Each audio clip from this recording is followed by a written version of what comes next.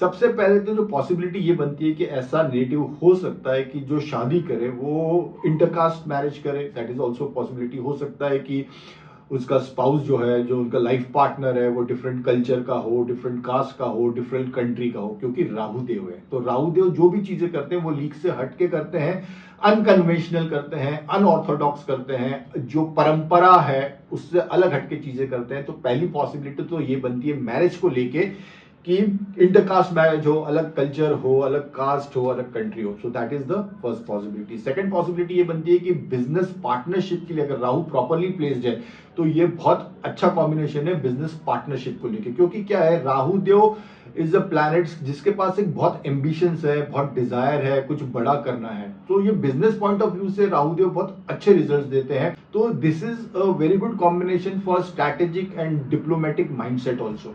सो international business में, जबकि हम foreign affairs ministry for example, ये कंप्लीटली जो फॉरेन अफेयर मिनिस्ट्री किस चीज से डील करती है, they are dealing with the international business, they are dealing with the international business and diplomacy। so ये जो कॉम्बिनेशन है ये उसके लिए भी अच्छा है कि यहाँ पे स्ट्रेटेजिक माइंडसेट की जरूरत है, जहाँ पे डिप्लोमेसी की जरूरत है, और इंटरनेशनल बिजनेस वगैरह के लिए ये बहुत जरूरी होता है। सो ये उसके लिए कॉम्बिनेशन भी बहुत अच्छा है। Rahu Dev, this is 7th house, is the house of a public image also. तो राहु इन 7th हाउस एक बहुत अच्छी एबिलिटी देते हैं इंसान में स्ट्रॉन्ग पब्लिक इमेज बिल्ड करने के लिए।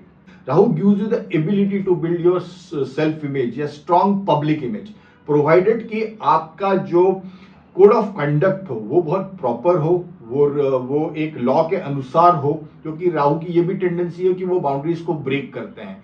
तो अगर राहु ने बाउंड्रीज को ब्रेक किया और वो अनएथिकल चीजों में इन्वॉल्व हो गए तो फिर यहाँ पे ये बैड पब्लिक इमेज भी देता है।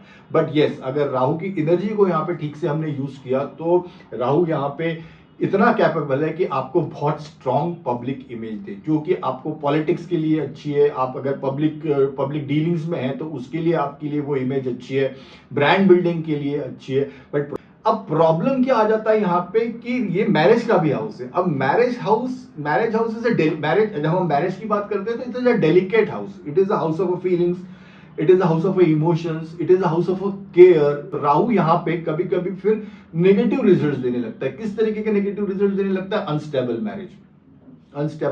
मैरिज में स्टेबिलिटी नहीं होना, मैरिज में ईगो क्लैशेस होना, बिकॉज राहु का डोमिनेटिंग नेचर भी है तो रिलेशनशिप का सेक्टर है। अब मैरिज रिलेशनशिप में अगर आप अपने स्पाउस को कंट्रोल करने लगो या बहुत ज्यादा ओवर डिमांडिंग हो जाओ तो ईगो क्लैशेस होना शुरू हो जाएंगे, तो वहां पे ये प्रॉब्लम देता है। Thank you so much, wish all the best, bye and take care.